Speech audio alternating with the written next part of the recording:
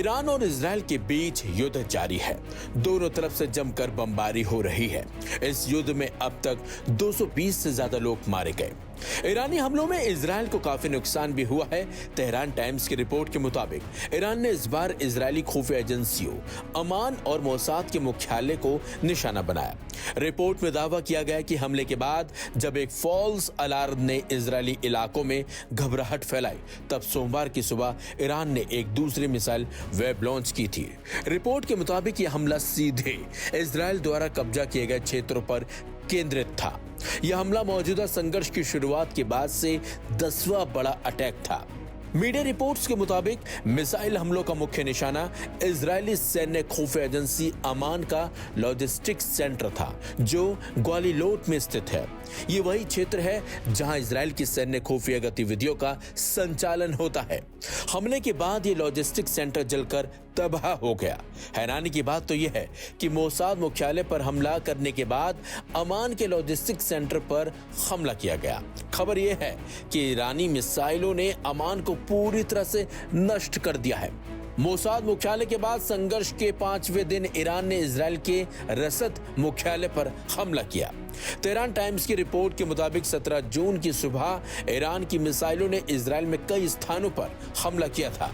Iran के हमलों के बाद इजरायल के अमान रसद केंद्र में कथित तौर पर आग लग गई थी। इजरायल ने केवल पार्किंग स्थल को नुकसान पहुंचाने का दावा करके हमलों को कमतर आंकने का प्रयास किया है।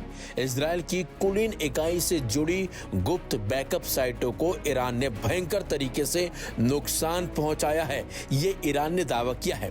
एक ऑनलाइन वीडियो में कथित तौर पर ईरान के हमलों के बाद इजरायल के हर्जलिया शहर को हुए नुकसान को दिखाया गया। Aim right, achieve big. At KR Mangalam University, we provide you the platform to turn your dreams into reality. At KR Mangalam University. हर्जिलिया में ही मोसाद और अमान लॉजिस्टिक्स मुख्यालय जैसे उच्च मूल्य वाले लक्ष्यों पर हमला किया गया है। रिपोर्ट में यह भी कहा गया कि मिसाइल हमलों में मोसाद का मुख्यालय और यूनिट 8200 के कुछ गुप्त बैकअप ठिकानों को भी तबाह कर दिया गया है। यूनिट 8200 इजरायल की इलेक्ट्रॉनिक निगरानी और खुफिया इकाई है, जो साइबर युद्ध और डेटा इंटेलिजेंस में विशेषज्ञ मानी जाती है। इजरायली रक्षा प्रतिष्ठान की ओर से इन हमलों को बस स्टैंड या पार्किंग क्षेत्र को हुए नुकसान के रूप में पेश किया जा रहा है, लेकिन ईरानी मीडिया ने दावा किया है कि जानकारी भ्रामक है और असल में हमले सीधे रणनीतिक और खुफिया ठिकानों को लक्ष्य बनाकर किए गए थे। आपको बता दें कि ईरान और इजरायल के बीच ये संघर्ष तब शुरू हुआ जब बीते शुक्रवार को इजरायल ने तेहरान के आवासीय क्षेत्रों और न्यूक्लियर साइट्स पर बड़े पैमाने पर हवाई हमले किए थे। इजरायल की इन कार्रवाइयों में अब तक 7 ईरानी सैन्य अधिकारियों, 9 परमाणु वैज्ञानिकों और 220 से ज्यादा नागरिकों की मौत हो चुकी है। इस बीच ईरान ने इजरायल को क्षेत्र के बाकी हिस्सों में संघर्ष फैलाने के खिलाफ चेतावनी दी है। 17 जून की सुबह ईरान ने ऑपरेशन ट्रू प्रॉमिस के तहत इजरायल पर 10 से ज्यादा मिसाइलें दागी हैं।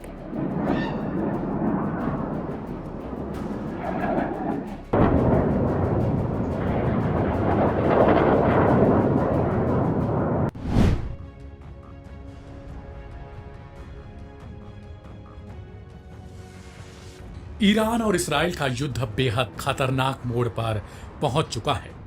ईरानी समर्थकों का दावा है कि अमेरिका इस युद्ध को शांत करने की बजाय अब उसमें धीरे धीरे आग में घी डालने का काम कर रहा है। खुद अमेरिकी राष्ट्रपति डोनाल्ड ट्रंप को लेकर दावा किया जा रहा है कि कभी वो ईरान और इसराइली युद्ध को शांत करने की बात करते हैं तो कभी कहते हैं अब सीज फायर की बात नहीं बनती। यानी क्या खुद अमेरिका इस बात को लेकर साफ नहीं हो पाया है कि उसे ईरान इसराइल युद्ध में करना क्या है, भूमिका किस तरीके की निभानी है। ईरान भी इस बार फुल एक्शन मोड में है। इसराइली शहरों के साथ ही उसने नेतन्याहू तक को भयभीत कर रखा है। हालात ये बन चुके हैं कि यहाँ हर रोज कोई नया घटनाक्रम, कोई नया आरोप, कोई नया पलटवार, शांति की उम्मीदें मुश्किल होती नजर आती हैं। इस बीच 17 जून को एक बार फिर मध्य पूर्व ने सांसें थाम दी। ईरान ने दावा कर दिया कि उसने इसराइल के एक स्टेल्थ F-35 जेट पर हमला किया। एक वीडियो भी जारी किया गया। वीडियो में साफ नजर आया कि मिसाइल आकाश चीरता हुआ आया, लक्ष्य पर गिरने ही वाला था तभी एक तेज धमाका हुआ। ईरान ने गर्व से इसका नाम दिया इस्राएल पर किया गया सफल वार। उसने यहां तक दावा किया कि उसने पहले भी 4 इस्राएली F-35 गिराकर अपनी वायु रक्षा क्षमता का लोहा मनवा कर रखा हुआ है। ईरान ने इसका समर्थन एक वीडियो से किया जो उनके अनुसार हमले का सबूत है, लेकिन इस्राएल ने इन आरोपों का खंडन कर डाला है। उसने इसे ईरानी प्रचार या फेक न्यूज करार दिया। इस्राएल ने साफ कहा कि उनके सभी F-35 सुरक्षित हैं, कोई गिरने या नुकसान होने की खबर नहीं है। Aim right, achieve big. At KR Mangalam University, we provide you the platform to turn your dreams into reality. At KR Mangalam University. यह घटना कोई साधारण घटना नहीं है। एक और ईरान ये दावा कर रहा है, दूसरी तरफ इस्राएल उसका खंडन कर रहा है। युद्ध में ऐसा होता है आमतौर पर कि दुश्मन देश अपनी दबाव रणनीति के तहत सामने वाले को थकाने के लिए इसी तरीके के दावे करता है, लेकिन ईरान के दावे में कुछ न कुछ दम दिख रहा है, ऐसा ईरानी समर्थकों का मानना है। लेकिन यह तनावपूर्ण मध्य पूर्व में एक नया मोड़ था। जरा पीछे चलते हैं। 13 जून इस्राएल ने परमाणु कार्यक्रम पर आरोप लगाकर ईरान पर हमला किया। राजधानी तेहरान सहित अहम इलाके उनके निशाने पर रहे। इस हमले ने पूरे क्षेत्र में खलबली मचा दी। जवाब में ईरान ने भी पलटवार किया। उसने इस्राएल पर ताबड़तोड़ मिसाइलें और ड्रोन दागी, यहां तक कि इस्राएल की जीवन रेखा हाइफा ऑयल रिफाइनरी पर हमला किया। इस हमले ने इस्राएल की ऊर्जा आपूर्ति पर असर किया। कारखाने अस्थायी रूप से बंद करने पड़े। लोगों ने घबराकर शरण मांग ली। दोनों पक्ष एक दूसरे पर आरोप प्रत्यारोप कर रहे हैं, एक नए तनाव चक्र में घिर गए हैं। अब हर नजर मध्य पूर्व पर टिकी है, क्योंकि यहाँ चिंगारी फैलने भर की जरूरत है। एक चिंगारी जो पूरे क्षेत्र की शांति, सुरक्षा, यहाँ तक कि विश्व व्यवस्था तक प्रभावित कर सकती है। साफ है, तनाव अधिक हुआ, शांति प्रयास मुश्किल हो जाएंगे। अब बड़ा प्रश्न है, क्या मध्य पूर्व अधिक असंतुलन की ओर गर्त में जाएगा या बातचीत, शांति और कूटनीतिक प्रयास इसका समाधान ढूंढ पाएंगे?